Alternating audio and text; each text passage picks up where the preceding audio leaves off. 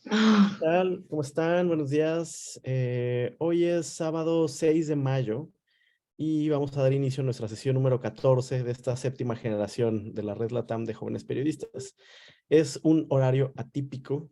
Son en México y en Centroamérica las 7:40 de la mañana y pues estamos también felices de tener una vez más a Sabrina Duque con nosotros. Ella es periodista, traductora, ha vivido en distintos países de América Latina, actualmente vive en Estados Unidos, y es una de las principales exponentes en América Latina del periodismo de viajes o la crónica viajera. Entonces, en los próximos minutos vamos a estar conversando con ella sobre, bueno, qué sí es y qué no es periodismo de viajes, cuáles son algunas de las cosas que hay que tener en cuenta, cómo hacerlo de manera profunda y respetuosa y empática, pero también cómo aportar miradas y ángulos nuevos y novedosos a, pues, quizá algunos aspectos muy comunes en América Latina y el Caribe. Entonces, vamos a iniciar, como siempre, con algunas breves presentaciones de ustedes para que también Sabrina pueda conocerles de manera muy breve. No vamos a poder presentarnos todos porque pues, son tantas personas que nos llevaríamos un poco de tiempo, pero vamos a escoger a algunas personitas al azar para que se presenten. Entonces, vamos a empezar por el sur, que ahí están más despiertos. Ya es un poquito más tarde, entonces vamos con Valentina Priore, por favor.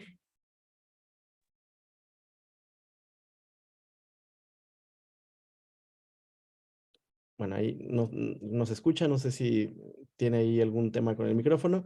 Si no, vamos con Kiara, por fin. Hola, buen día para todos. Soy Kiara, tengo 26 años, soy de Buenos Aires, Argentina. Genial, muchas gracias, Kiara. Bueno, también en el sur está Emilia. Hola, ¿qué tal? ¿Cómo andan? No quieren ver mi cara en este momento, así que no voy a prender la cámara. Yo soy de Emilia Holstein, de Buenos Aires. Tengo 26 años también. Genial, entonces dos personas ahí de Buenos Aires. Otra persona que también está en el sur, pero es de Venezuela, Desiree.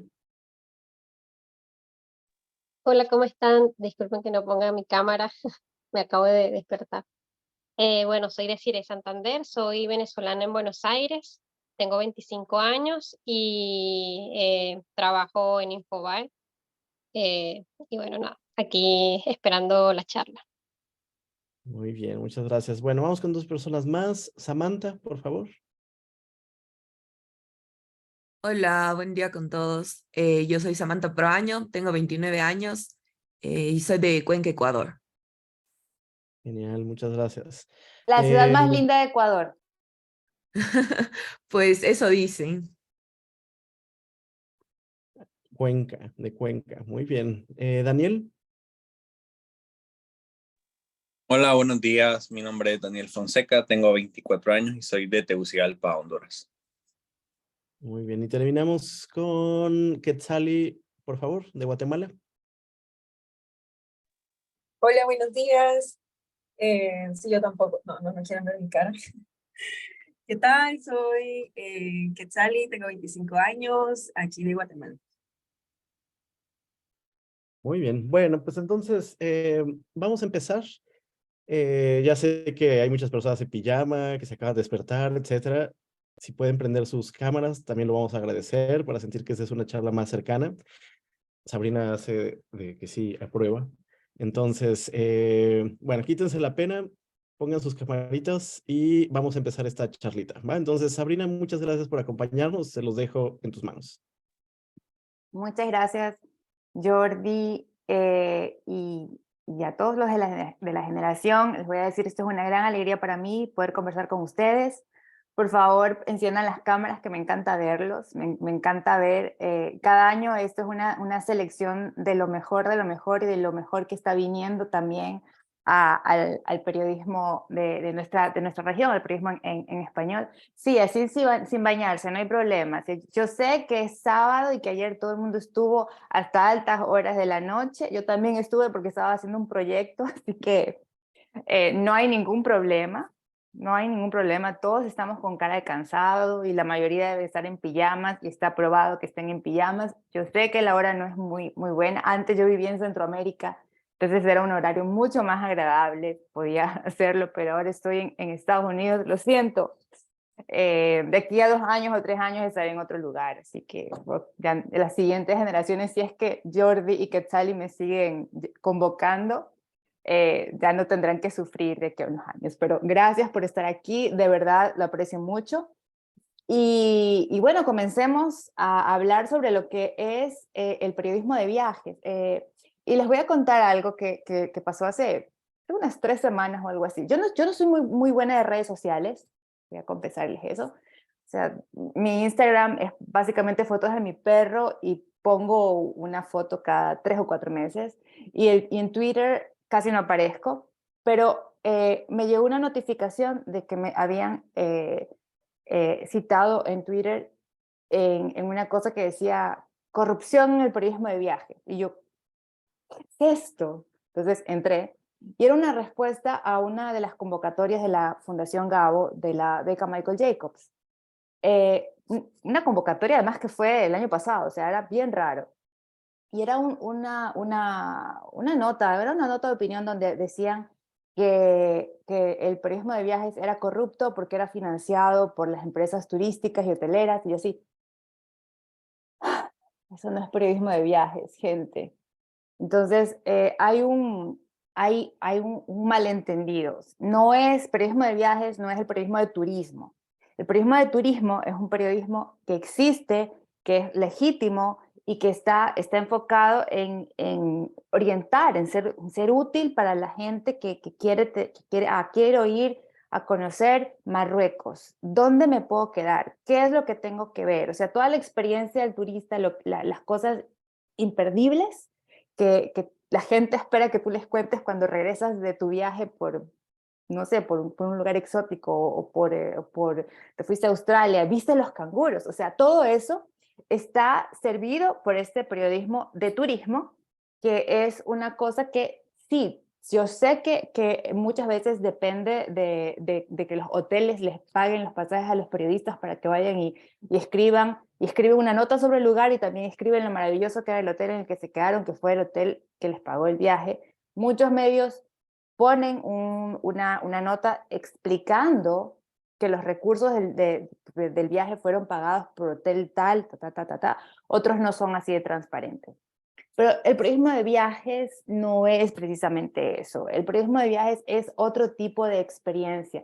Quizás tú haces una crónica viajera y nadie nunca en la vida va a ir al lugar donde tú fuiste, porque se trata, no es algo que estés dentro del círculo turístico tradicional, o es una cosa muy rara, o sea, tú no conoces a alguien que pueda decir, voy a ir a conocer todas las ciudades perdidas de América hispana, y se van a todos los lugares donde alguna vez existió una ciudad que fue destruida por un terremoto. O sea, no existe, solamente existe en la cabeza del periodista de viajes que quiere ir a contar sobre un lugar que alguna vez existió y que luego ya no existió, y si ahora en este momento hay de nuevo gente viviendo en ese sitio que puede estar cruzado por una falla y siempre tener terremotos o cosas así.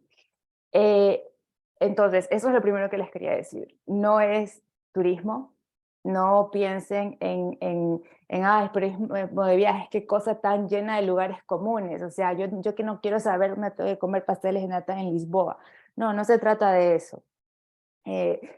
Y otra cosa también, no es un asunto de geografía, es un asunto de la gente.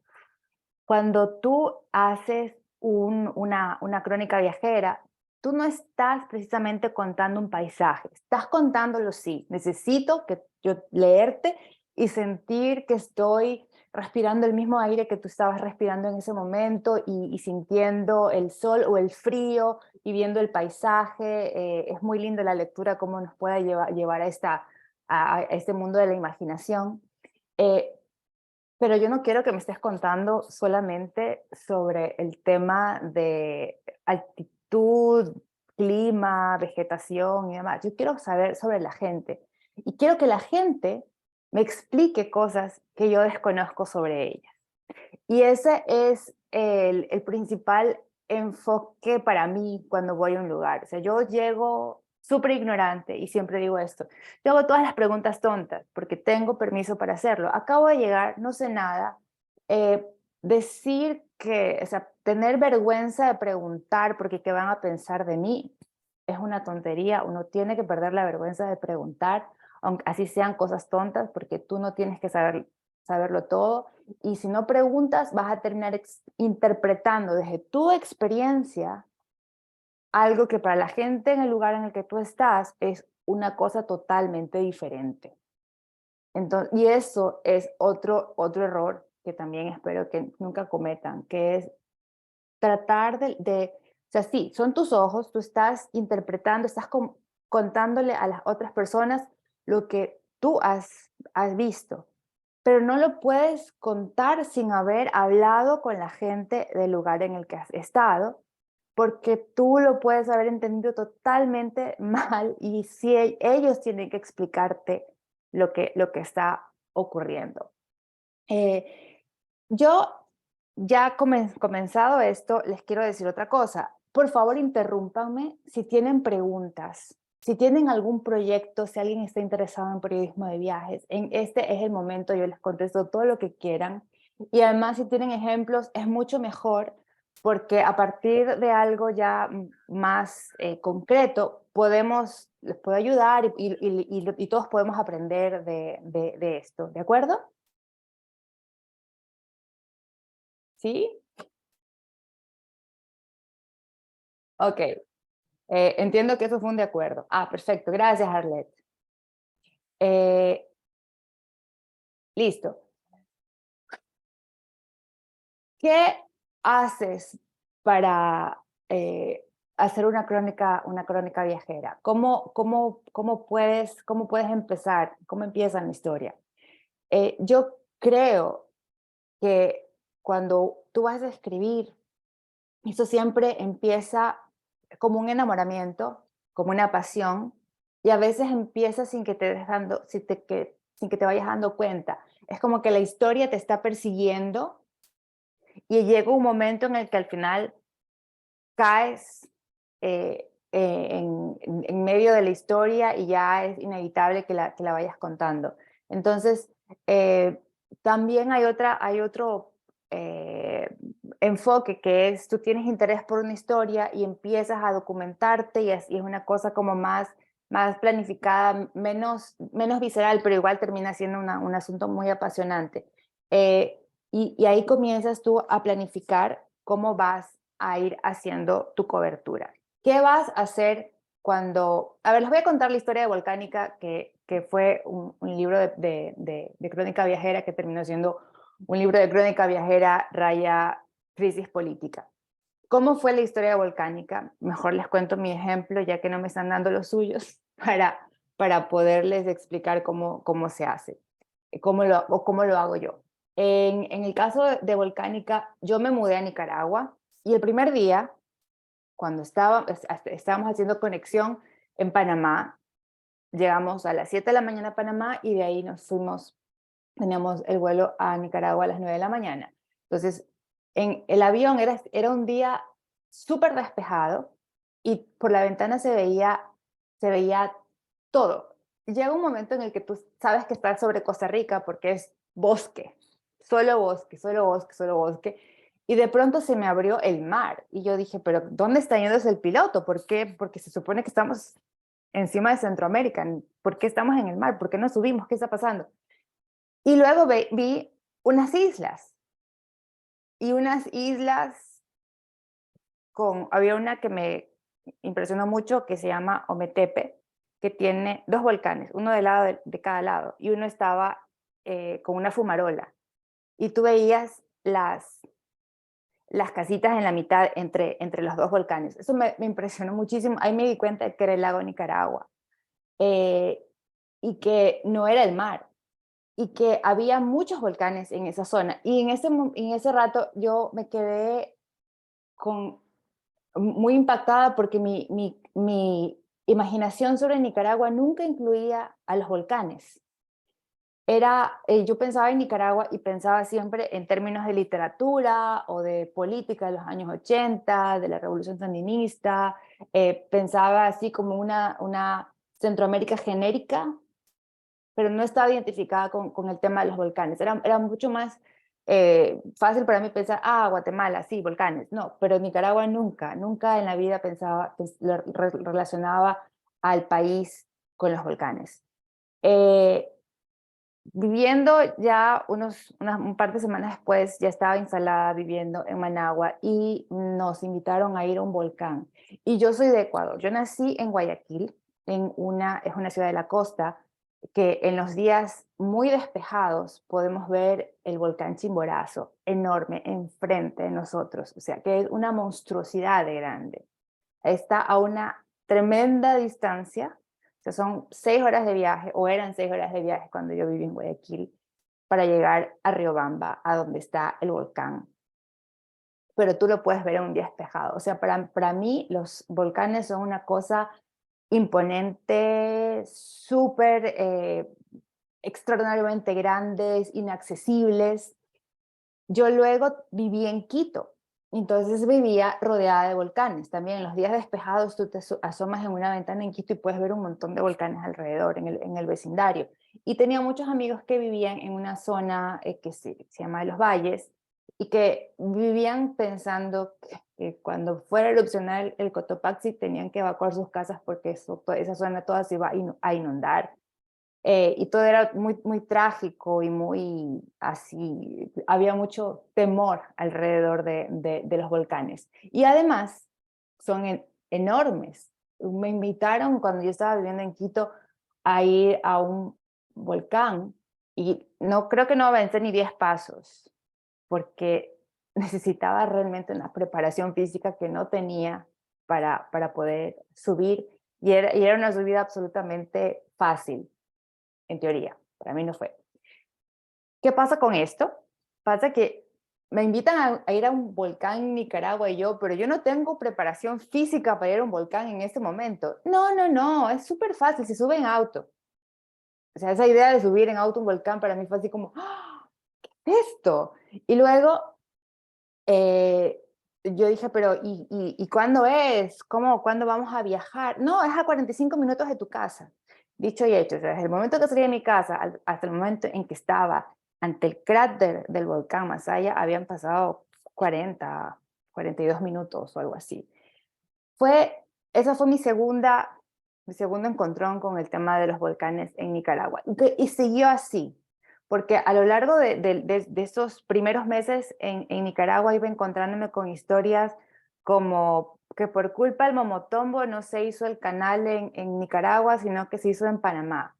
Que hay una fiesta popular religiosa que se llama la gritería, que es así como, está pensada para darte un coma diabético, que tú sales y te regalan dulces por todos lados. O sea, estás en una ciudad que se llama León y vas de un lado al otro y todo el mundo te da dulces. Entonces terminas así con unas canastas llenas de dulces. No hay vida en la que te puedas comer todos esos dulces. Y yo pensé, pero ¿por qué es esto? ¿Esto aquí es una fiesta de la cosecha o algo así? No, es una promesa que están pagando hasta el día de hoy, que hizo un obispo que le había pedido a la Virgen que el Cerro Negro dejara de erupcionar porque la ciudad estaba toda cubierta y no veían la luz hacía mucho tiempo. Entonces, por todos lados me estaban saltando los volcanes y yo dije, ok, aquí hay una historia. Esto de aquí no es algo que sea muy, muy claro para todo el mundo, que Nicaragua tiene una relación tan estrecha con sus volcanes, que es una cosa que también a la gente que vive en la cordillera de los Andes pensé, como a mí, les va a sorprender que la gente suba a un volcán y se quede durmiendo al lado del cráter que está con una fumarola y que les parezca totalmente normal. Entonces fui y empecé a pensar en ese libro que me había estado persiguiendo desde el momento en que antes de haber puesto los pies en Nicaragua, ya estaba el tema metiéndose en mi cabeza.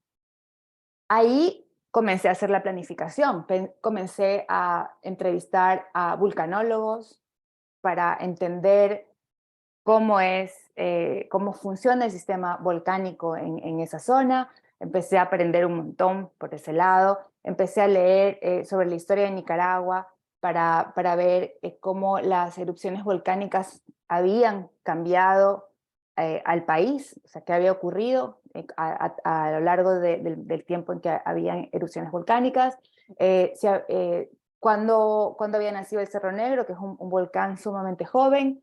Todo eso lo fui mapeando y luego empecé a hacer un plan de viajes. Empecé a recorrer el país persiguiendo volcanes y hablando con la gente y maravillándome por esa relación que tienen los nicaragüenses con los volcanes, que me parece extraordinariamente linda y también absurdamente arriesgada. Pero bueno, ese era el libro que estaba escribiendo, y en abril de 2018 estalló una revuelta estudiantil, una revuelta popular en Nicaragua, y fue como que el país se convierte en el volcán.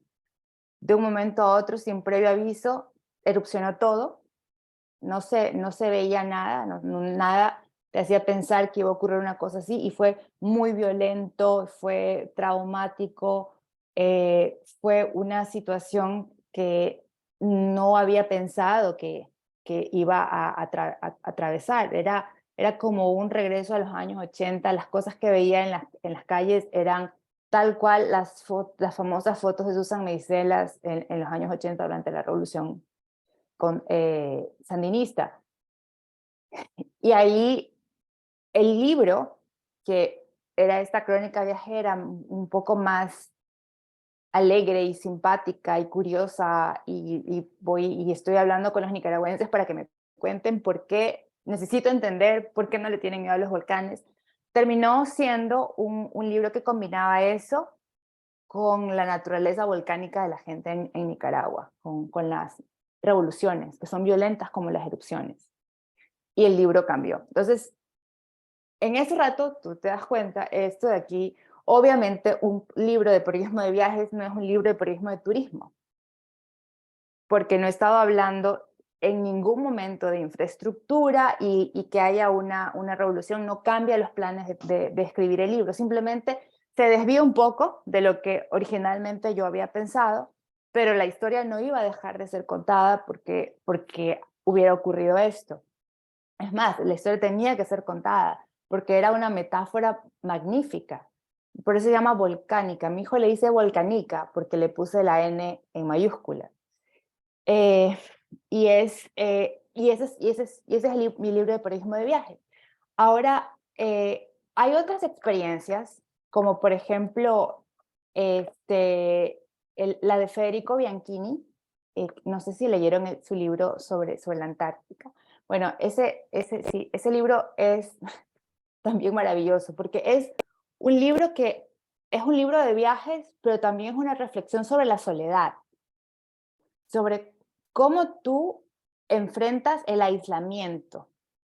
Porque es la historia de Federico, que se va a una base científica, que es solamente para entrar ya hay todo una planificación, que puede ser que podamos salir el tal día y luego llegan y luego el avión no puede salir porque no hay como la ventana de oportunidad para poder aterrizar.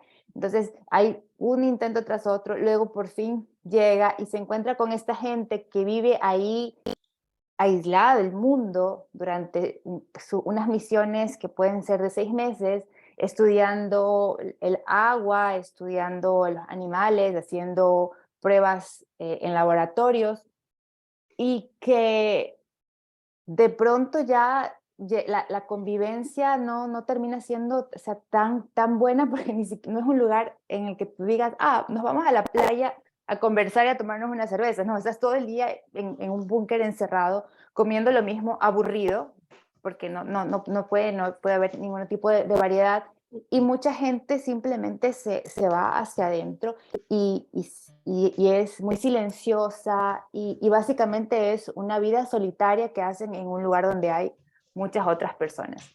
Y también es la experiencia propia, o sea, Fede llega allá, va y cuenta su experiencia y ya se iba, pero no se podía ir porque resulta que el avión no podía entrar.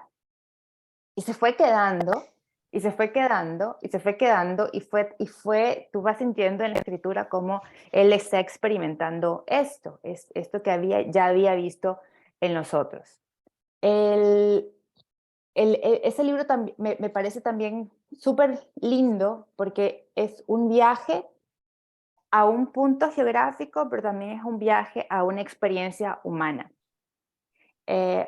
Otro ejemplo es del libro de Crónica Viajera que me gusta mucho citar porque me parece muy ambicioso, es Huellas Negras de Diego Cobo, porque su proyecto fue pensar sobre las personas esclavizadas en América Latina. O sea, toda esta gente que fue víctima del comercio que habían instalado los portugueses en el Atlántico.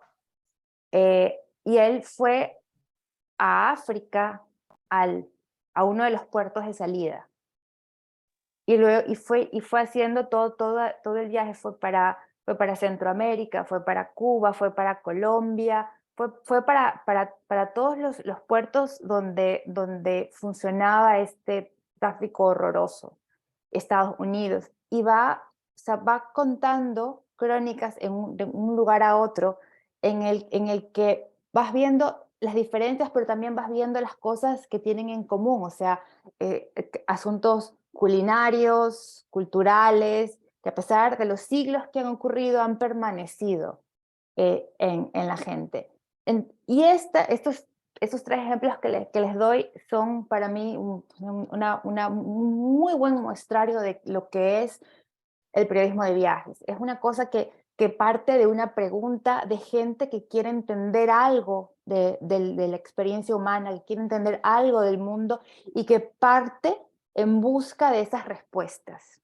Entonces, en el momento en que ustedes, si se animan a hacer una crónica de viajes, quieren comenzar, pregúntense ustedes, ¿qué es lo que quiero saber? ¿Qué es lo que quiero entender? Y que sea algo que en realidad los emocione y los apasione, porque esto es algo en lo que en realidad inviertes mucho tiempo. Yo sé que es muy frustrante cuando uno es periodista y que tiene que trabajar en un diario y estar todo el día con el deadline, no poder contar una historia larga, pero en el periodismo de viajes tú tienes que hacer una inversión de tiempo porque necesitas crear una relación de confianza con las personas del lugar, a las personas que vas a entrevistar. Porque cuando tú llegas el primer día, ¿para qué te va a contar su historia a alguien? O sea, no te conoce, no sabe lo que va a hacer contigo, no sabe ni siquiera si le interesa de verdad lo que tiene que decir. Pero si te está viendo seguido y habla una y otra vez contigo y se da cuenta de que cuando tú hablas con esta persona, estás mirándola a los ojos, no estás pensando en pajaritos, ni estás simplemente dejando que la grabadora registre todo lo que está diciendo y estás de verdad interesado, la gente te empieza a entregar el regalo de su confianza y te empieza a compartir sus historias. Y gracias a la gente, tú puedes entender todo esto que tú te has estado preguntando y a través de esa visión del otro, tú entiendes, procesas y luego puedes explicarlo en tu crónica, en tu libro, en el texto que estés haciendo alrededor de este lugar. Eso es algo que me parece estupendo y es un lujo también poder invertir tanto tiempo en hacer un proyecto así. Ahora, no piensen en que la crónica viajera es una cosa en la que uno tiene que hacer como Diego Cobo y partir para África y luego cruzarse todo el Caribe y América buscando. No, eso se puede hacer sumamente cerca de tu casa. La condición aquí es que tú te programes a ti mismo a empezar a sorprenderte por cosas que quizás ya no te sorprenden. esa es una ventaja para quien llega al extranjero. O sea, uno llega así como que, wow, todo le sorprende, todo lo maravilla, no entiendes las cosas y quieres que te las expliquen. Y para poder comprender cuál es la dinámica del lugar. Pero también se puede hacer eso cerca de tu casa. Se puede perfectamente contar esta experiencia, contar un proceso, lo que tú quieras contar a través de un viaje. Ahora, ¿alguien tiene alguna pregunta? Sí, Sabrina, ya tenemos aquí 4 personas que se anotaron para preguntas. Perfecto. Entonces Si quieres, comencemos. sí, vamos con Daniel Fonseca. Hola, la verdad, mi pregunta un poco la respondiste en esta reflexión inicial, era de cómo era ese proceso de pasar de ser un periodista a una periodista que escribe crónica local a irse a otra punta del mundo a contar una historia. O sea, cómo es ese proceso de convertirse en un periodista de viajes. Sé que has respondido un poco de eso ahorita al principio, pero sí me gustaría como Sí. en esa parte. Mira, eso de ahí, sí, claro, vale irse al otro lado del mundo, vale irse a la Antártica, vale cruzarse todo el planeta, pero también vale contar lo que está alrededor tuyo.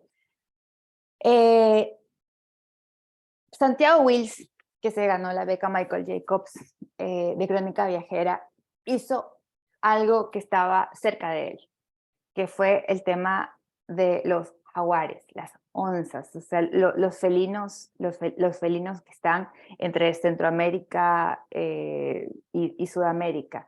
Y empezó a contar esa historia en Colombia. O sea, fue una cosa que estaba haciendo otra reportería y se cruzó con el tema y empezó a seguir el tema dentro de su país. Y a partir de eso, luego obviamente los animales no entienden de fronteras.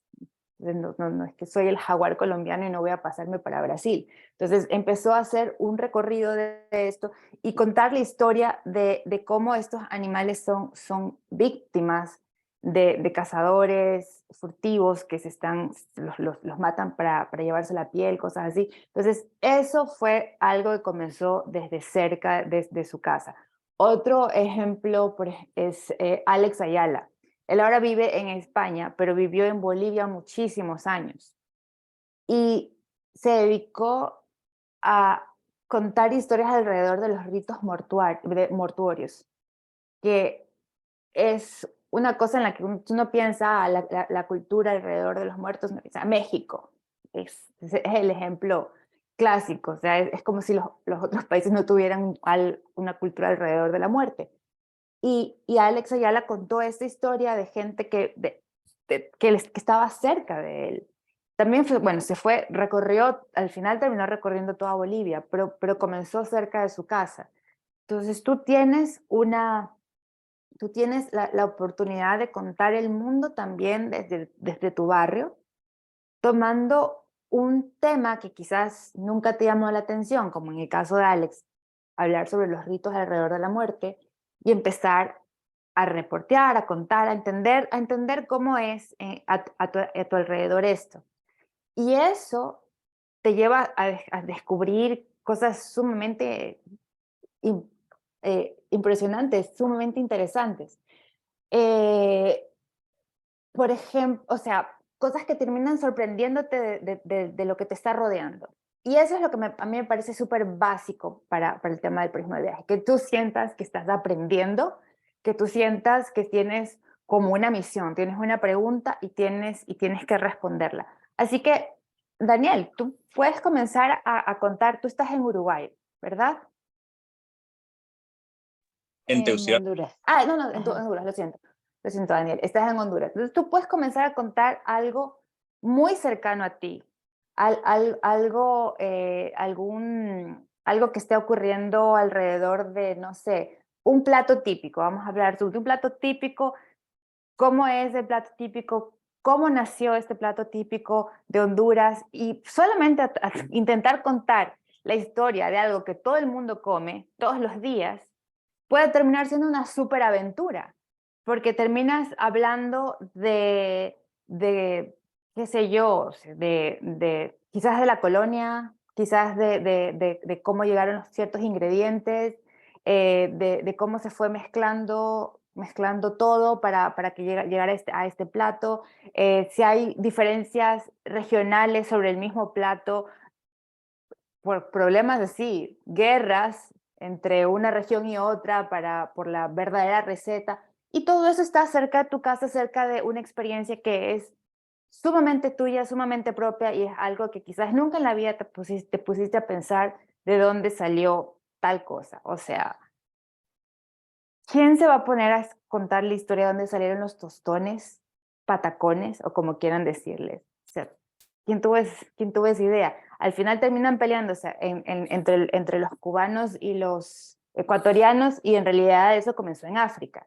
Entonces vas haciendo toda un seguimiento de por dónde viene, de dónde son los usos del plátano verde, y terminas contando una historia que tiene que ver con el tráfico de personas, de las personas que fueron esclavizadas. ¿Quién más? ¿Tiene pregunta? Kiara.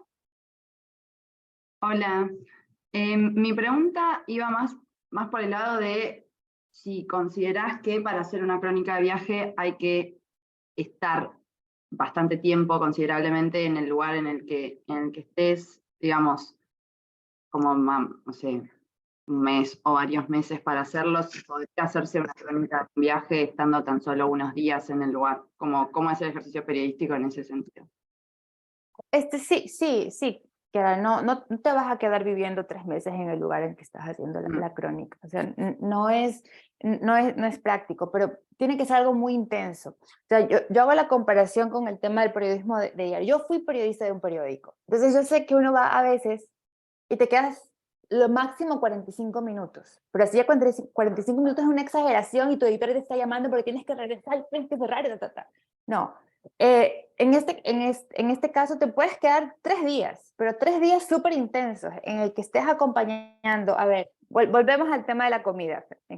Será porque no desayuné mucho, pero digamos, te vas a poner tú, Kiara, vas a contar la historia de...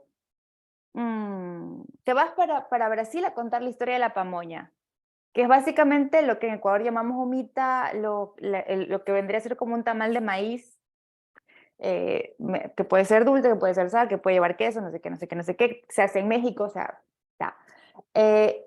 Y vas y te quedas 2 días con una señora que hace pamoña en Minas Gerais.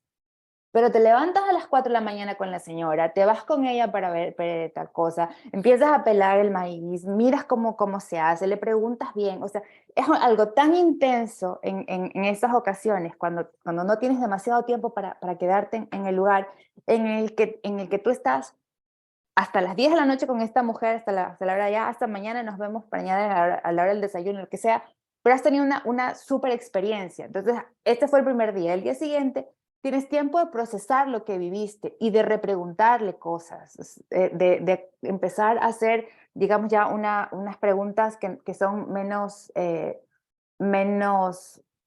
sobre el proceso de hacer la pamoña y más sobre la memoria de ella. ¿Quién te enseñó? ¿De dónde vino? ¿De dónde salió tu receta?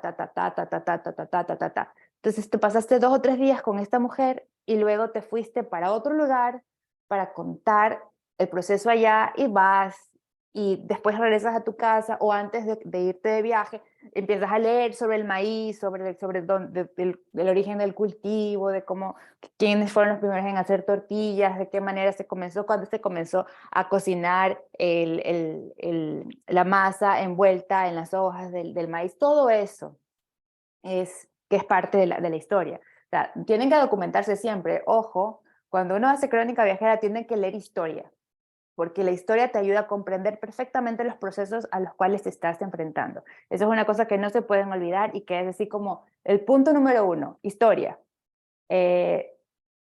Realmente la historia es maravillosa, es una herramienta fantástica para ayudarte a desarrollar una mejor idea alrededor de tu texto. Entonces, eso, Kiara, o sea, no tienes que quedarte 3 meses, pero con 2 días bien intensos con un personaje, puedes hacer muchas cosas. No vas a hacer, si la historia no es alrededor solo de ese personaje, si solamente alrededor de esa señora, tienes que quedarte más.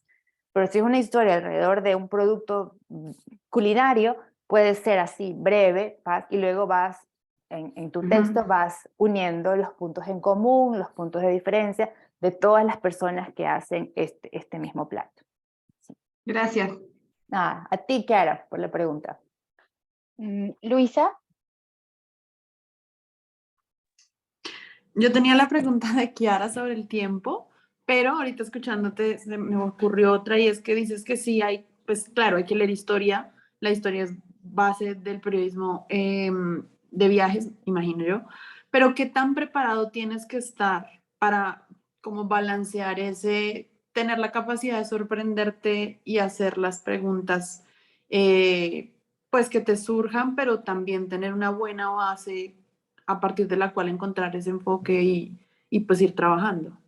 Sí, gracias, Luisa, me gusta mucho tu pregunta. El asunto es que la experiencia de la reportería y la experiencia de la documentación son diferentes y son experiencias muy distintas. Entonces, tú puedes, por ejemplo, leer todos los procesos históricos sobre un lugar, entonces tienes una idea súper clara del pasado, de ciertos momentos y demás. Pero cuando vas a hablar con la gente nunca se está refiriendo a que en 1824, no, tiene otro tipo de inquietudes, la conversación va a ser sumamente distinta. No estás hablando con un historiador es otro tipo de registro de preguntas. Vas a hablar con las personas sobre la experiencia diaria la experiencia de su vida. Entonces, sí te vas a sorprender.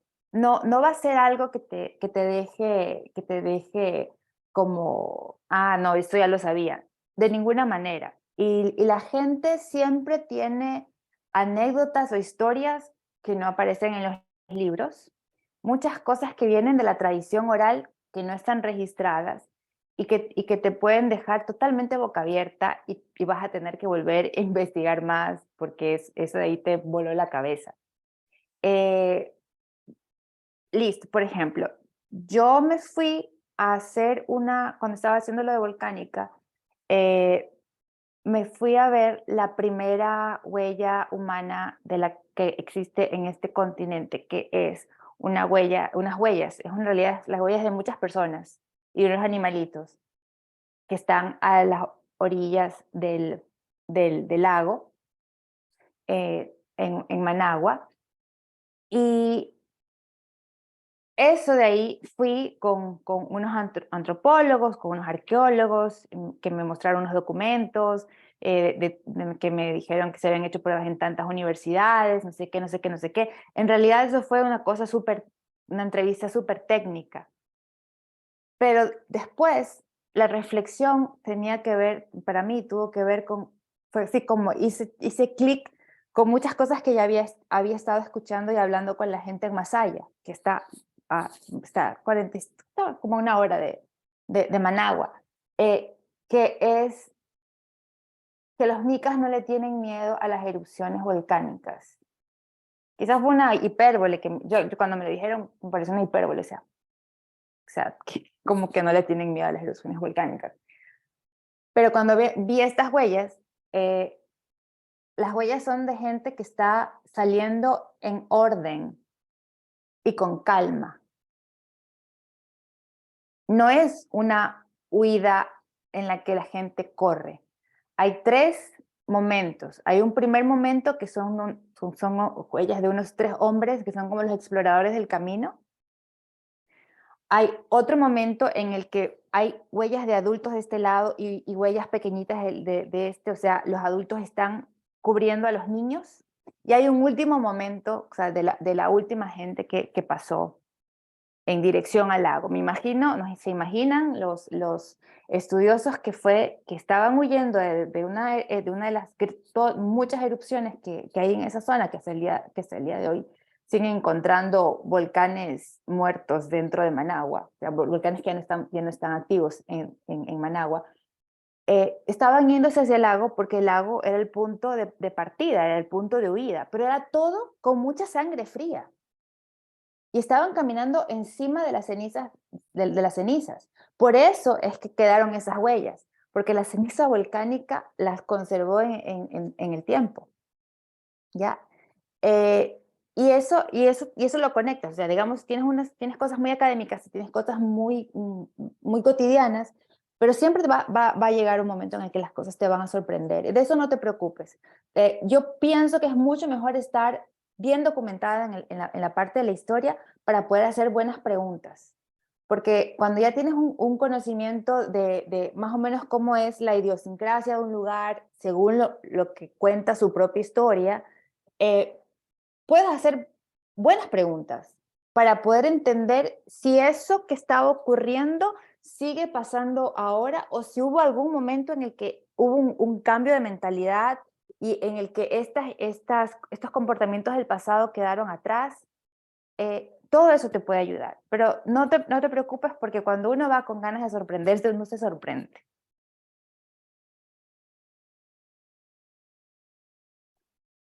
Bueno, ahora va Quetzali, me toca ya. Hola, ¿qué tal? Hola. Bueno, digamos, para mí está como siendo muy nuevo en escuchar y leer de periodismo de viaje y un poco como lo que estoy sintiendo es que como que la protagonista, el sujeto, sujeta de la historia es como el espacio, es el lugar. Pero corrígeme si es así. Digamos, yo lo que estoy sintiendo es que las personas son como el complemento, pero que realmente como el centro de la historia es, o es la experiencia, digamos, pero es como el lugar en sí, como la protagonista, pero no sé, quiero como No, saber acá. ay, ¿qué tal? Y me dejas absolutamente triste porque no es así, no me he Ok, explicado bien. En realidad, o sea, sí, tú vas a un lugar distinto o vas a seguir una historia distinta. Volvamos al ejemplo que le estaba dando a Kiara, la historia de las pamoñas, que no se ha escrito o que no la he leído. Tú estás siguiendo una comida típica de una región, pero en realidad la historia no es sobre la comida típica, la historia es sobre la gente, sobre cómo evoluciona el gusto culinario, sobre cómo se transmiten esas... Sí, Kiara, anda, escribe esa historia, dale. Sobre cómo se van cambiando los gustos, cómo van llegando los ingredientes. Es una historia de migraciones, es una historia familiar, es una historia de memoria, y esas historias están en la cabeza de las personas. Las protagonistas de las historias de la crónica de viaje son las personas, porque son estas personas las que te están ayudando a ti, que eres ignorante en esta situación, a entender. Ellas son las que te están contando la historia. Tú solamente vas a contarle esa historia que ellas están contando a ti, a las otras personas que no tienen la suerte que tú tuviste de ir y pasarte 3 días con la señora de la Pamoña en Minas Gerais, por ejemplo. ¿Ya? Entonces, el escenario es importante, el lugar es importante, la geografía es importante, todo esto es importante porque todas estas cosas influyen en el comportamiento de la gente. No, o sea, es como, tú vas a hacer una historia en un pueblo de la sierra, en medio de la cordillera de los Andes, que está totalmente cerrado y que tienes que llegar en unas carreteras absolutamente vertiginosas, dándote vueltas, o sea, que sabes que el ingreso es muy difícil. La forma de ser estas personas va a ser mucho más muy distinta y tu estrategia de entrevista va a ser muy diferente a que vas a hacer una reportería en un puerto. Porque tienes un lugar que culturalmente ha estado cerrado, aislado, y que aunque ahora haya carreteras, sigue siendo una sociedad que es cerrada. O sea, el extranjero no es tan fácil que hable contigo, o sea, que ellos no es tan fácil que hablen contigo porque tú eres un extraño, eres el otro, que no es nosotros, que ir a un lugar como un puerto donde todo el mundo está llegando y culturalmente todo el mundo tiene que ser muy sonriente, muy hablador, porque generalmente es un lugar de migración y de búsqueda de oportunidades. No puedes estar cerrado, no tienes una red de apoyo, estás más o menos solo, y ahí la gente tiene, por esta forma de ser que a lo largo de la historia se ha ido formando el carácter de la gente en una ciudad, va a ser mucho más fácil hablar. Ya está fuera de lo que me habías preguntado, pero es en el asunto de las entrevistas. Es importante saber a dónde estás yendo para saber cómo vas a entrarle. Mi experiencia cuando era reportera era muy graciosa, porque yo comencé siendo reportera en Guayaquil, que es un puerto, y es un lugar de mucha circulación donde hay muchísima gente de todos lados. Mi papá era de Cuba, mis compañeras tenían papás de Argentina, de Chile, o sea, todo el mundo tenía una historia de migración atrás. Y yo era reportera y yo llamaba por teléfono a la gente y hablaba con el presidente de la Cámara de Comercio para que, necesito hablar de tal cosa. Me decía, sí, ¿qué tal si en 45 minutos nos encontramos? Y ahí era así, todo era muy fácil al final. Cuando me mudé a Quito, que es la capital rodeada de montañas, ciudad burocrática, donde la mayor parte, o sea, ahora no, pero digamos que hay como un espíritu muy de ministerio, de proceso, de vamos a preguntarle al jefe, porque el jefe le tiene que reportar al jefe y tiene que sellar y no sé qué, no sé qué. Yo llamaba, estaba exactamente en la misma sección, estaba en la sección de economía, y llamaba a alguien para hablar sobre un asunto, a la empresa de energía, para hablar sobre esto, y me decían, primero que nunca conseguí el celular del gerente o del presidente, que en Guayaquil el presidente de la Cámara de Comercio te daba su teléfono así, a la primera que te encontraba. Tenías que hablar con la secretaria, y la secretaria te decía que el licenciado, ingeniero, doctor, siempre hablando por el título, no va a poder sino hasta de aquí a 3 semanas, el día jueves a las 8:15 de la mañana, y le da 20 minutos. ¿What? Entonces, esto aquí, yo al principio dije, pero ¿por qué? ¿Por qué? ¿Por qué? Y luego me di cuenta que la estrategia era diferente, que tenía que hacer otro tipo de planificación con mis textos, porque no iba a fluir todo como me estaba fluyendo antes, porque el carácter de la gente es distinta. Ahora estoy en Estados Unidos, donde todo el mundo te mira y te manda un sonrisón que tú dices, pero ¿por qué la gente tiene esta expresión facial tan feliz si no te conoce? Y claro, luego estaba leyendo sobre que también esto es una sociedad que se formó con mucha migración y donde la gente tiene que demostrar que es amigo y que está contento de verte y que está todo bien, y ser muy demostrativos al principio para vencer ese recelo que siempre hay con el otro. Listo, eso era. O sea, me desvié de la respuesta de Quetzali, pero creo que sí te la respondí, ¿verdad? Sí, ya. Y luego pasé a otra cosa sobre el tema de las entrevistas, que también es importante. ¿Otra pregunta? Y finalmente, Sari. Hola, yo tenía una pregunta, o sea, a mí me encanta viajar y yo siempre he tenido esa manía, bueno, esa idea fuera, creo, de lo común, o es que no sé si soy yo muy arriesgada también, pero siempre como que cuando llegaba no me gustaba ir a los lugares turísticos, me gustaba irme, o sea, siempre me gusta irme, meterme al mercado o ver cómo la gente, o sea, vende, porque hasta la forma en la que te vendes, como que a veces en Latinoamérica yo encontraba similitudes o hay muchas cosas, digamos. O por ejemplo, o sea, siempre como que he buscado esas experiencias, pero también tenía, o sea, mi pregunta existencial, o sea, como la que hizo justo Daniel hace un rato, de saber cómo lo saco, digamos, cómo empezar, y ya tú nos dijiste las pautas, ¿verdad? Entonces ahí ya resolví esa duda, pero ahora, o sea, otra duda que me surge es cómo lo vendo, o sea, cómo hago para, o sea, financiar eso, digamos, o ir y que me paguen por eso, digamos, o sea, no tengo esa idea todavía muy clara, digamos. O sea, entiendo que, por ejemplo, algunos, o sea, por ejemplo, imagino que es algo también como, bueno, deben mandar a alguien que hace este tipo de crónica, por ejemplo, la DW, porque sacan sus documentales para YouTube y demás. Entonces, como que me imagino un poquito más eso, pero ¿cómo podría ser yo desde Sari, digamos, para empezar toda, toda una vida así de crónica viajera? O sea, Ya, dedicarme a eso. bueno, Sara, tú tienes el instinto. Ya, eso ya es una cosa, no tienes que educarte en el proceso del viaje, o sea, no estás, siempre andas buscando algo que no sea lo común, te estás desviando del camino que está marcado para todos, o sea, por ahí, digamos, tienes un instinto para darle la vuelta a las cosas.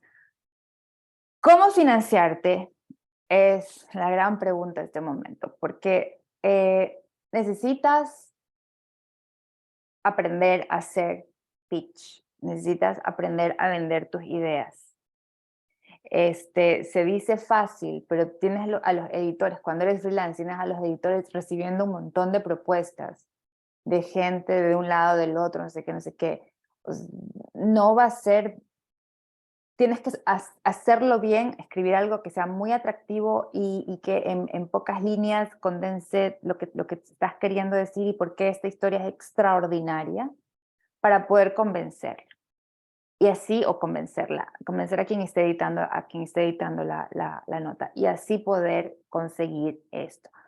Ahora, deben tener cuidado también, no pueden trabajar con cualquiera, tienen que documentarse, inclusive hay revistas que son medio famosas y que tú piensas no va a pasar nada, claro que me van a pagar y luego no pagan a la gente. Entonces tienes que consultar con los colegas sobre quiénes son los que pagan a tiempo, porque luego no va a valer la pena todo el tiempo que vas a dedicarle a estar atrás de que te paguen. Y conseguir trabajar con alguien que te dé un adelanto también. O sea, eso es difícil, no es una cosa sumamente así tan sencilla de conseguir, pero es algo que si estás de verdad apasionado con una historia y quieres contarla, puedes venderla y se la vendes a alguien que en realidad pague bien por tu reportería, por tu trabajo, entonces adelante. Otra opción es que hacer una historia de estas que esté cerca de ti, en la que no tengas que estar invirtiendo de traslados, no sé, y la puedes ir reporteando poco a poco a lo largo de mucho tiempo, escribirla tú misma, conseguirte a alguien que te ayude a leerla, a editarla, y luego presentar la primera página de ese texto a alguien y ya venderle la historia lista. Ya. Debo decir con mucha pena que el mercado no es bueno para estas cosas. O sea, generalmente tú haces crónica de viaje y la publicas, hay pocos lugares para publicar, o sea, no son tantos, y al final termina siendo lo complicado en muchos casos es este primer paso, que te compren la primera historia. Porque una vez que te conocen y saben que tú escribes bien y saben que tienes un punto de vista, una mirada única, una cosa que aporta a la revista, luego el editor te va a mandar un mail diciendo, ¿y qué tienes ahora? Y ya eso ya no va a ser problema para ti. Entonces, generalmente tú ves que la gente que escribe este tipo de textos siempre termina publicando en los mismos lugares, porque ya hay una relación de confianza. Entonces, es eso de ahí. Es el pitch. Esa es una cosa que es súper difícil de aprender. O sea, es la primera valla con la que uno se choca, que es cuando eres freelance, no tienes una relación de dependencia con un medio y tienes que convencer a un editor, tienes que aprender a vender, esto es un rato en el que tienes que mutar de periodista a vendedor publicitario, a escritor publicitario. Tienes que hacerle casi un jingle para que se le quede. Y eso, o sea, consigue una manera de aprender a dar un buen pitch. Gracias. Gracias, Sabrina. Pues bueno, hasta el momento son las preguntas que tenemos. Si quieres podemos pasar al siguiente punto de la sesión, que tiene que ver justo con las herramientas y consejos prácticos para una buena crónica viajera. Ya, bueno, a lo largo de la charla ya les he estado contando algo de las herramientas, pero bueno, la primera herramienta que tienen para hacer una buena crónica viajera es una herramienta muy placentera, que es leer. Y leer bastante, y leer de todo. Leer poesía, que es básico leer poesía, porque la poesía te da una visión de la economía del lenguaje en una cosa muy pequeña, muy breve y muy bella. Entonces, aprender de la poesía es básico. Leer teatro, porque ahí están los mejores diálogos. Entonces, cuando lees mucho teatro y ya tienes en tu cabeza, se te queda, es un conocimiento que está ahí. Ya sabes cómo funcionan mejor los diálogos y entonces en el rato en que estás transcribiendo las entrevistas, ves cuál es la frase que puede funcionar mejor en ese momento. ¿Ya? Leer novelas, leer cuentos. Cuentos es muy importante porque más o menos es la extensión de lo que nosotros escribimos en Crónica Viajera. Leer lo que puedan leer, novela gráfica, ver películas, o sea, tienen que alimentar sus cabezas, sus espíritus con cosas lindas, con literatura, con narrativa. Escuchen un súper buen podcast. O sea, todo lo que tenga que ver con narrativa, con el uso de la palabra, eso ahí es lo primero para mí. Y es algo que siempre hay que hacer y que debe ser constante. Porque así vas como reuniendo tus herramientas. Tu cerebro va guardando todo esto y ya luego va a poder elaborar una entrada que sea muy tuya y una estructura que sea muy divertida y que no es la estructura periodística típica, sino que es una estructura donde la narrativa es lo más importante. Eso es lo primero. Lo segundo, ya lo dije, cuando vas a escribir sobre un lugar hay que leer su historia. Por lo que ya les había explicado, o sea, el tema de los procesos, el tema de las cosas que se repiten. Voy a volver al ejemplo de Volcánica. En Volcánica estábamos viviendo una revuelta contra un tirano. Pero Nicaragua tiene así, es como un ciclo así, que no para, porque comienza con Pedrarias de Ávila, que hacía cosas que Somoza luego replicó, básicamente, y luego cada cierto tiempo hay otro y otro. O sea, es un país que va de dictador a dictador en cada cierto ciclo de años. Entonces, salen de esa situación, pasa un tiempo en el que más o menos todo está funcionando bien y vuelven a caer. Entonces, leer, comprender eso, te lleva incluso a hacer unas partes que quizás en un primer momento, cuando empiezas a pensar así desde cero en lo que quieres contar, no piensas, pero la historia te abre otras ventanas que son muy importantes. Hablar con especialistas también, o sea, vamos a hablar con la gente y la gente de los territorios para mí son las protagonistas de toda la historia, son a través de sus ojos y sus voces, tu lector va a poder verlo todo, pero también necesitas personas que te expliquen las cosas técnicas, porque esas cosas también son importantes. Entonces, en el caso de Volcánica, para mí fueron los vulcanólogos con los que hablé y gente que había pasado su vida dedicada a un volcán en Nicaragua o a entender el sistema o a medir y demás y demás. Por ejemplo, yo tengo otro libro que se llama Lama y que es sobre 6 meses después de que un alud de una mina a cielo abierto acabó con 2 pueblos, borró 2 pueblos de la vida y mató un río. Me fui a este lugar donde había pasado esto a contar lo que había ocurrido.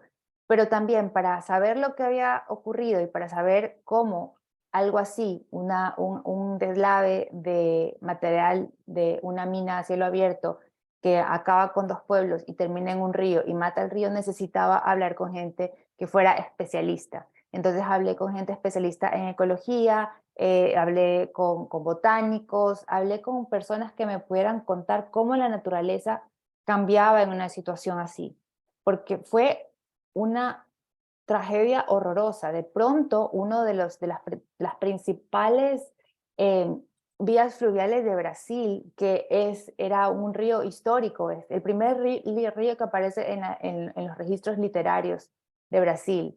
Es un río que estuvo durante la infancia de Carlos Drummond de Andrade, que le dedicó poemas a ese río. Es un río también que Sebastián Salgado, que es este fotógrafo brasileño, que generalmente sus fotos son muy trágicas y él se dedica mucho a las tragedias, en realidad a la tristeza, a la miseria humana, tiene una serie de fotografías súper alegres de niños en ese río, porque era también el río de su infancia. Entonces es un río que tenía un peso cultural tremendo, que lo cubrí con la lectura de historia y literatura, pero también, ¿qué pasa con una zona cuando un río se muere? Y se muere tan abruptamente, o sea, no es una contaminación de esas que poquito a poco van y casi la gente no se da cuenta cómo va muriéndose este lugar tan vivo, sino que de pronto se murió el río y ¿qué pasó? Llegaron los mosquitos. ¿Y por qué llegaron los mosquitos? Porque se acaba el agua, se mueren los árboles, los pájaros se van los animales, huyen a un lugar donde puedan comer, se acaba todo el ecosistema, no hay nada, no hay manera de que se recupere. Estos lugares se recuperan con semillas, con polinización, y eso tienen que hacerlo la gente. Y quienes hacen ese trabajo normalmente, que son los animales, no están. Y el agua que ya no hay, que ahora es una masa marrón donde no hay ningún tipo de vida, no hay sapos, no hay ranas, no hay quien se coma las larvas de los mosquitos. Toda esta parte técnica, tú necesitas que te la explique alguien que te pueda dar ya un punto de vista profesional. Y luego con eso esas son entrevistas además que no terminan en el texto la mayor parte de las veces, o que terminan como una nota a pie, pero es algo que tú necesitas para poder entender lo que ha pasado y poder explicarlo mejor. ¿Y qué más? Bueno, básicamente eso, o sea, esto aquí es lo adicional a las herramientas básicas del periodismo, o sea, saber hacer una buena reportería, tener una buena planificación de tu tiempo, contrastar las fuentes, etcétera, etcétera. O sea, nada de lo que se hace en el periodismo básico es ajeno al periodismo de viajes. ¿Alguna pregunta?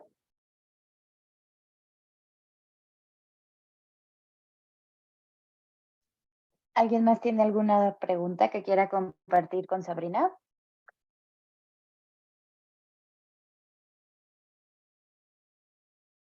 Creo que yo tengo una pregunta. No he logrado como desarrollarla, la tengo aquí maquinando y espero poder.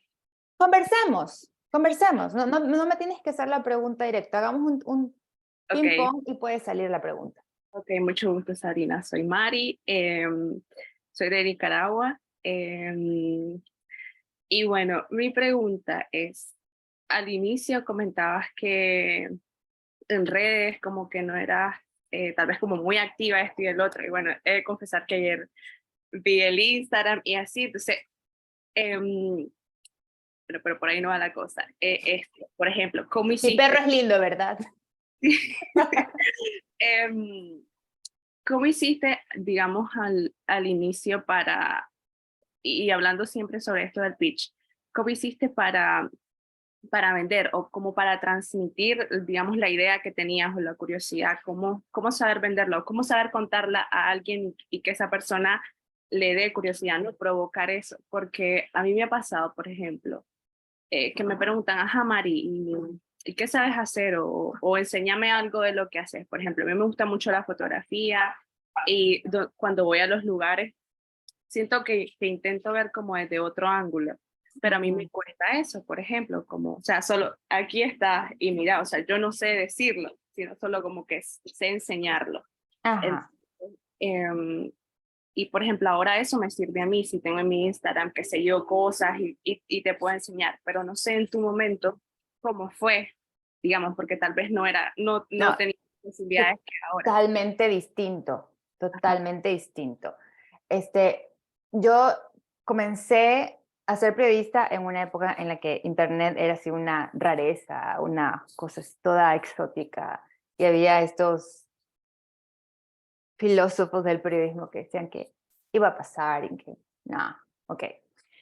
Pero cuando ya hice la transición a periodismo narrativo, les digo, nadie habla por ciencia, sino por experiencia. Les digo que es importante hacer el pitch porque yo no sabía hacer pitch. O sea, no tenía idea de cómo era eso. Y tuve la suerte, no sé qué demonios vio Julio Villanueva Chan en mí, que me tuvo paciencia para que yo le hiciera un pitch una y otra vez y lo fuimos puliendo. Realmente no sé, hasta el día de hoy le agradezco mucho a Julio que haya hecho eso conmigo, o sea, porque era así, Julio Villanueva Chan, Etiqueta Negra, ya era una revista mítica cuando yo entré.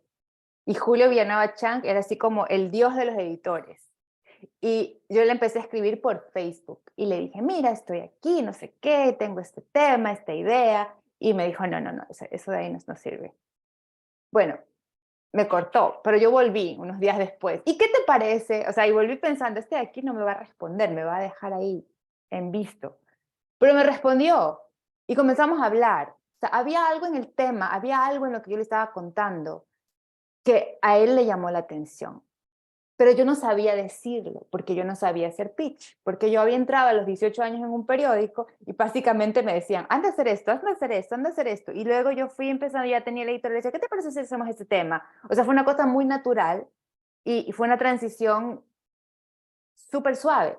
Pero en el rato de ser freelance, no tenía esa herramienta. Así que vayan, busquen en internet cómo hacer un buen pitch y aprendan. Eso es súper básico en este momento de la vida. Ahí, este ping pong con Julio durante un par de meses, al final di con el pitch. Al final me di cuenta exactamente de lo que le estaba queriendo vender. Y se lo dije, y ahí por fin acordamos en que ese era el tema. Que no fue el primer tema que publiqué en Etiqueta Negra, porque un par de semanas después me dijo, ¿puedes conseguirme el profesor de Cristiano Ronaldo? Y yo, sí, claro, cuenta con eso. Y ahí fue otra cosa y terminé publicando. Mi primer texto no fue el texto que le había vendido a Julio, fue el segundo texto que publiqué en Etiqueta Negra. Entonces, eso, aprende a hacer pitch porque no todo el mundo va a tener esa paciencia. Yo tuve la suerte, no sé, lo agarré a Julio un día que estaba de buen humor o algo así, pero tuve la suerte de que se pasara conversando conmigo durante todo este tiempo hasta que yo fui afinando la idea de lo que de verdad quería contar. Ahora ya lo sé hacer, pero ya llevo muchos años escribiendo, o sea, ya no es esto. Por eso, aprendan a hacerlo. Y otra cosa que te quería decir, esto de que te cuesta mostrar lo que haces, que te cuesta decir lo que haces, por favor, pierdan ese síndrome del impostor que nos aqueja a todos, especialmente a las chicas. Lo siento, chicos, pero las chicas la pillamos mejor en esto.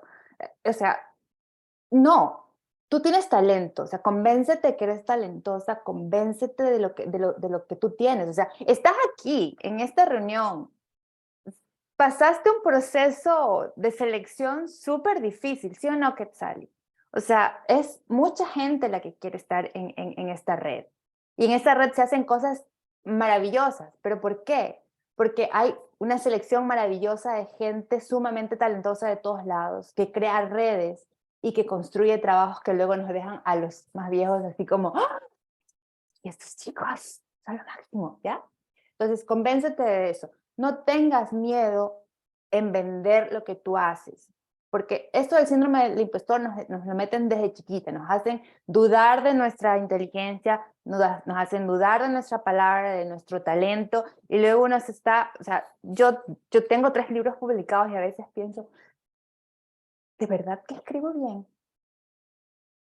O sea, no, y ahí luego gracias al cielo, yo trabajo con Elda Cantú y ella siempre vive sacudiéndome. Claro que sí, o sea, ya. Y luego cuando ella empieza con esa bobada, yo le digo, estás loca, o sea, por favor, si tú eres editora del New York Times. Claro que. Entonces, consíguete una amiga que te saque el síndrome de la impostora cada vez que te empieces con esa bobada. Y tú misma piensa en que no hay ningún tipo de problema de vender lo que tú haces, de demostrarle a la gente lo que tu producto. Esto es súper común. O sea, yo me imagino que ya lo he leído en algún lugar, pero de verdad es cierto, porque tengo una amiga que trabaja en recursos humanos y ella me dijo que era cierto, totalmente cierto. Cuando pasan un aviso para un puesto, recibe así, los currículums de las mujeres generalmente son así, cumplen cada uno de los requisitos y a veces están súper calificadas, pero en el caso de los hombres siempre hay un puñado que no tienen la experiencia que se pide, que no cumplen con los requisitos e igual mandan. Pero eso dice, nunca encuentro una mujer que no cumpla los requisitos y que me mande el currículum. O sea, hay un problema ahí, hay un problema real. Entonces, eso, consejo para todo el mundo. Ese síndrome del impostor, agárrenlo y maltrátenlo y bótenlo en la basura. Es difícil deshacerse de él porque es algo que nos han metido en la cabeza desde siempre. Y en sociedades machistas es peor. Entonces, combatan eso y no tengan miedo de mostrar lo que ustedes hacen. ¿Sí? Ahora, Mariuxi, ¿tienes alguna otra pregunta? ¿O Sí, te terminé de contestar?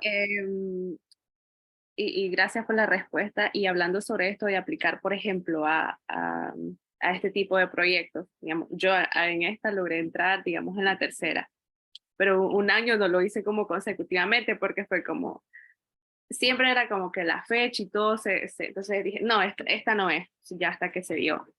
Y me ha pasado, por ejemplo, con la de Michael Jacobs, y siempre veo la convocatoria. Entonces, ¿cómo saber como cuál es el momento? Ok, ya me diste uno que es como cuando yo me sienta segura de lo que yo quiero transmitir o de lo que yo quiero vender, o sea, el pitch. Ok, entonces como que sí me va a dar la seguridad, ¿no? Para poder entrar. Pero ¿cómo fue, digamos, tu experiencia? ¿Cómo dijiste, voy a aplicar a esto? Claro, ya tenías como una carrera andante, ¿no? En cuestiones de crónica, de viaje y todo eso, pero tal vez contar tu experiencia. Lo de Michael Jacobs. Ok, para lo de Michael Jacobs también, si quieren postular, ustedes tienen mi correo ya, escríbanme, podemos conversar, les puedo ayudar a pulir la historia. Conversamos, no es que les voy a editar el texto, pero tener a alguien con quien puedas conversar y decir lo que quieres hacer y que te haga las preguntas adecuadas y que te ayude a pulirlo siempre es bueno. Así que cuenten conmigo para eso sobre la beca. ¿Qué pasó con los Michael Jacobs? Yo sabía que mi historia era buena. Yo sabía que la historia de Nicaragua iba a tener iba a ser atractiva porque era algo que yo me había sorprendido muchísimo y no es que yo sea una persona desinformada, o sea, los periodistas estamos demasiado informados siempre, pero aún así a mí me sorprendió el tema de los volcanes. O sea, yo desde afuera se ve a Nicaragua de otra manera. Entonces yo quería contar algo que yo no había visto que nadie hubiera contado. Entonces yo sabía, yo tenía mucha confianza en que esa historia era una historia que valía la pena y que encajaba en lo que era crónica de viajes. Así que, y además yo ya la estaba escribiendo. No es que era algo que yo estaba haciendo para la Michael Jacobs, era una historia que yo estaba haciendo porque yo la quería publicar. Y no sabía dónde y no sabía cuándo. Pero claro, tener la beca es un gran respaldo porque es mucho más fácil conseguir una editorial, o sea, tienes un nombre, una cosa que tiene peso y ahí no vas a tener que mandar tu manuscrito a 80 lugares y esperar a ver quién te lo publique porque vienes siendo, o sea, tienes una beca y tenía la parte de los recursos para financiar todos los viajes que hice alrededor del país. Bueno, entonces me postulé. Creo que mi postulación tenía 3 páginas, que yo cuando fui jurado me quedé loca porque había postulaciones de 30 páginas. me postulé con primero escribí quién era yo, que te piden una biografía. Esa biografía no es para enterarse de tu currículum, es para enterarse de cómo escribes. ¿Ya? Tenía los enlaces a las cosas que yo ya había publicado, también está ahí, pero también tú tienes que mandar un texto de la historia en la que estás trabajando. Entonces, ese texto ahí, que yo mandé una página, es el momento de brillar. O sea, en ese texto ahí chiquito, tú tienes que mostrar cuál es tu narrativa, a qué es lo que estás viniendo con esta historia. ¿Ya? Y bueno, mandé, pero la historia iba a salir con o sin Michael Jacobs. Y ese año, o sea, yo estoy súper orgullosa de ser hasta ahora la única mujer que se la ha ganado, y quiero que, en realidad sí quiero que pronto haya otra, porque el club se llama de los Miguelitos, porque son todos, o sea, la mayoría, o sea, todos son hombres menos yo. Y estoy orgullosa también de que fue un año muy difícil, porque no todos los años hay finalistas en la Michael Jacobs. El año que yo fui jurado no tuvimos finalistas, y generalmente el último finalista fue hace como 2 años, creo.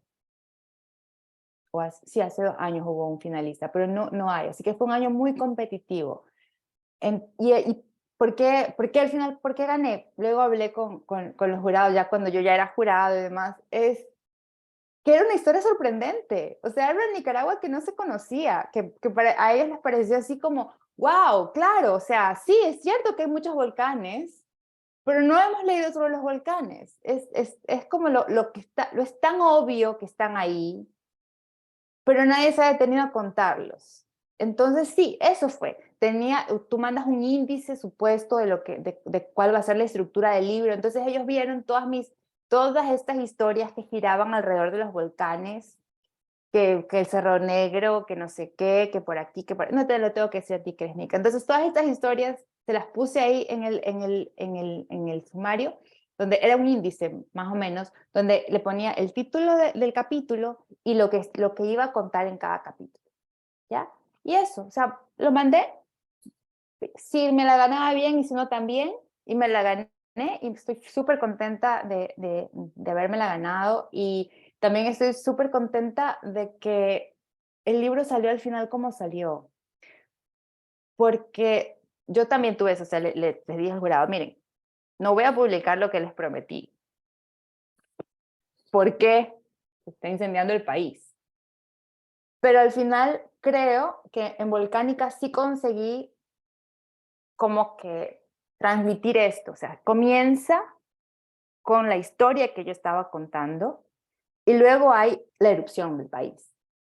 Y todo eso se mezcla. Y hubo una cantidad de textos que tuve que rehacer y que al final salieron mucho mejor con lo que pasó después. O sea, eso. Y también eso, hay flexibilidad en el tema de la beca. Porque es periodismo de viajes. Tú no puedes planificar lo que te va a pasar en un viaje.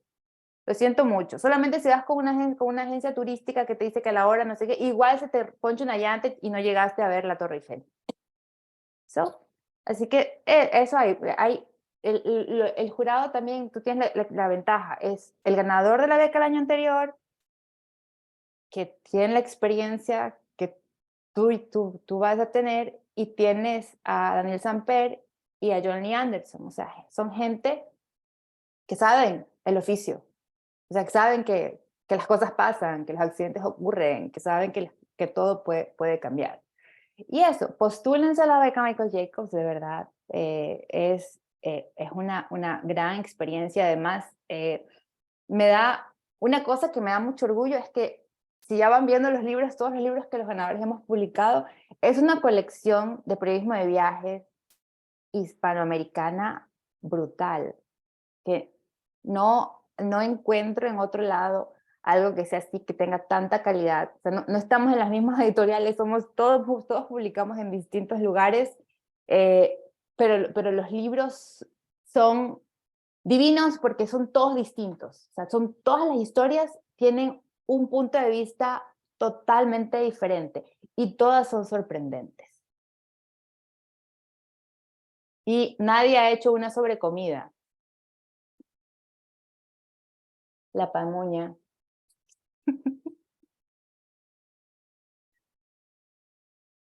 ¿Algo más?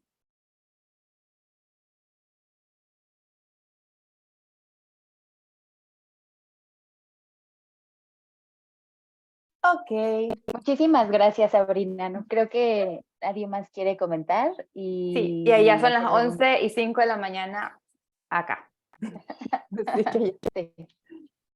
Pues bueno, nuevamente muchísimas gracias, Sabrina, por compartir con la Red LATAM todas estas experiencias que creo que son muy importantes y que también es buscar una nueva forma de seguir contando y haciendo periodismo, ¿no? Entonces, muchísimas gracias. Creo que también es importante que alentemos siempre a las generaciones nuevas o a los jóvenes periodistas a que se pongan a la altura y a que intenten llegar a donde están los periodistas más viejos, ¿no? Como decimos, o sea, que eso es algo que en el caso de la Red LATAM es algo que siempre Jordi y yo decimos, es como una forma de mantenernos jóvenes y de seguir aprendiendo, ¿no? Y de poder de sorprendernos, o sea, eso es lo que nos pasa con cada generación, el siempre sorprendernos del talento que hay y de la importancia de que los jóvenes sigan haciendo periodismo.